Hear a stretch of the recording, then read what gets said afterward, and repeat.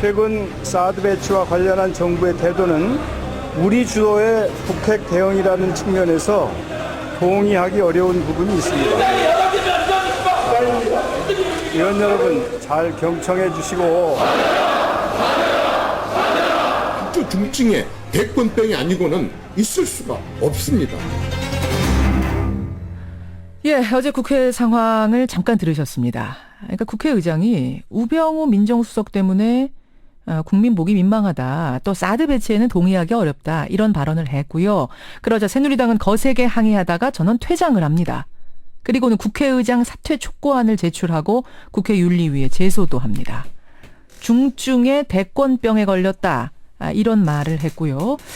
밤에는 의장실에 찾아가서 항의하는 과정이 있었습니다. 몸싸움도 벌어졌습니다. 이 상황에 대해서 야당은 새누리당 참으로 한심스럽다. 이렇게 맞서고 있는 상황이죠. 자, 새누리당은 도대체 왜 이렇게까지 하는 건지 입장을 직접 들어보겠습니다. 새누리당 김정재 원내대변인 연결을 해보죠. 김정재 대변인님 안녕하세요. 네, 안녕하세요. 김정재입니다. 국회의장이 이걸 사퇴까지 해야 할 사안이라고 보십니까? 네.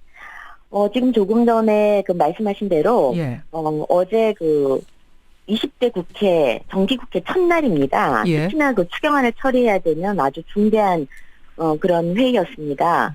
그런데 그런 첫날에 국회법에, 아시다시피, 국회의장은 정치적 중립을 지켜야 할 의무를 분명히 규정하고 있습니다. 예. 근데 어제 개회사에서 내용이 어찌되었든 간에 그 안에는 더불어민주당의 주장들만 담겨져 있었습니다.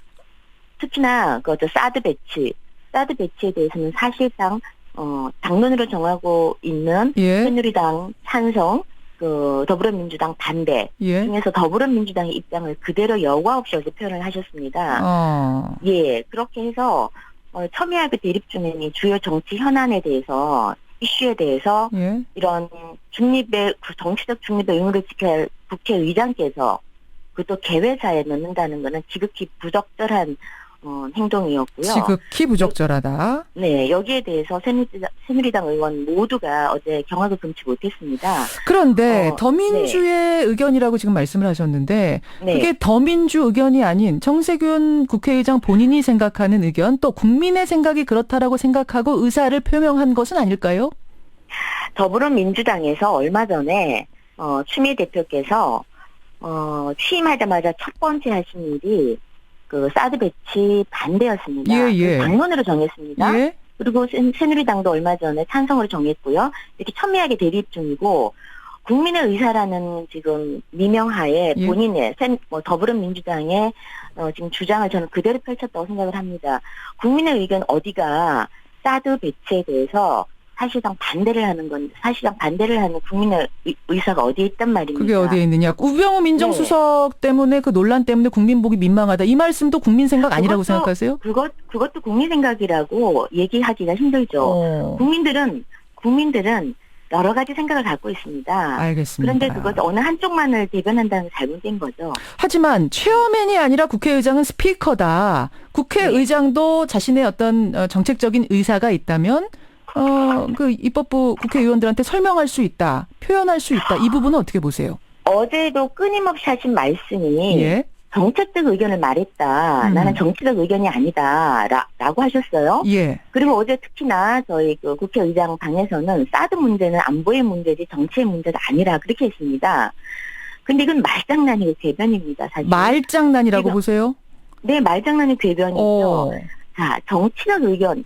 어떻게 사드 문제가 예. 정치 문제가 아닙니까? 그럼 정치인들이 여야가 이렇게 지난 한 달 이상 또 국민들이 정치 문제가 아니라면 이렇게 같이 의견을 교환하고 나눠야 할 이유가 없죠.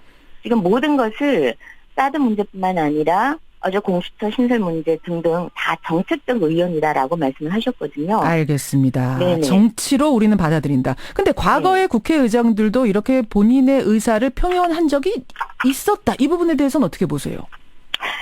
그거는 지금 현재 의장님께서 계속 주장을 하시는 건데요. 예. 새누리당 출신의 이런 의장들도 이런 주장들을 했었다. 2008년에도 예. 새누리당의 주장에 대해서 국회의장이 이런 주장을 소위 말하면 정치적 중립 의무를 훼손한 적이 있습니다. 그때 원내 대표였던 지금 현재 정세균 의장이요. 예. 정세균 의장님이 거칠게 항의하시면서 그것 모든 기록이 남아 있습니다. 그래서 그 당시 2008년 당시 박건영 의장한테 한 정세균 대표의 말을 보면요. 예. 국회의장은 정치적 중립을 지켜야 된다. 그래서 예. 당적을 보유하지 못하게 하고 있다. 그래서 국회 위상을 생각해서 채통을 지켜달라라는 강력한 당부의 말을 드린다라는 그렇군요. 이야기를 했고요.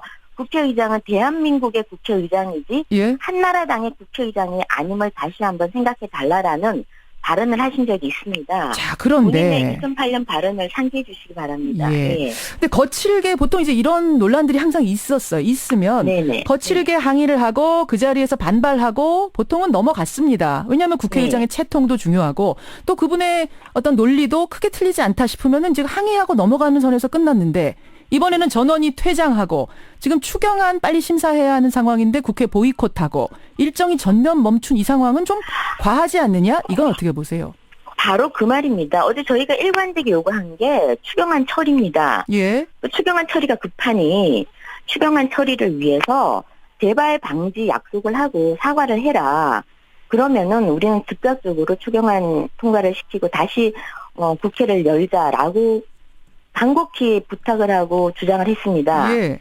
그래서 추경안 통과를 위해서 만약에 지금 당장 사과를 못 하겠다는 겁니다. 예. 재발 방지 약속을 못 하겠다는 겁니다. 단지 어제 국회의장님께서 계속 얘기하는 거는 무겁게 받아들인다 이상의 말은 절대 못 하겠다는 겁니다. 할 말을 했을 뿐이다 이 입장이신 그래서, 거잖아요, 지금. 네. 그래서 새누리당은 그렇죠. 예. 추경 통과가 민생을 돌보는 추경 통과가 가장 시급하다. 그러면 사과 없으면은 좋다. 절대 물러서지 않겠다 이 말씀이신 건가요, 새누리당은? 아니죠. 새누리당은 추경 통과가 급하니 예. 사회권을 부의장에게 여당이든 야당이든 부의장에게 넘겨서 추경을 통과시키자는 부의장에게 게 넘겨라. 주장입니다. 추경 통과가 급하다라는 게 가장 큰 방점을 찍은 거죠. 알겠습니다. 그러면 네네. 사과가 없으면 사과가 나오지 않으면 그럼 계속 보이콧 또 사퇴 촉구 이건 계속 가는 건가요? 네, 원칙을 지키자는 거죠. 그리고 지금 새누리당의 주장을 충분히 받아들일 수 있습니다. 추경 통과를 먼저 하고요. 알겠습니다. 그다음에 사과는 나중에 지금 충분히 생각을 하시겠다니까 얼마든지 시간을 드리겠다는 겁니다. 예, 여기까지 입장을 네. 확인하는 것으로 하죠. 김정재 원내대변인님 고맙습니다. 네, 감사합니다. 새누리당 입장이었습니다.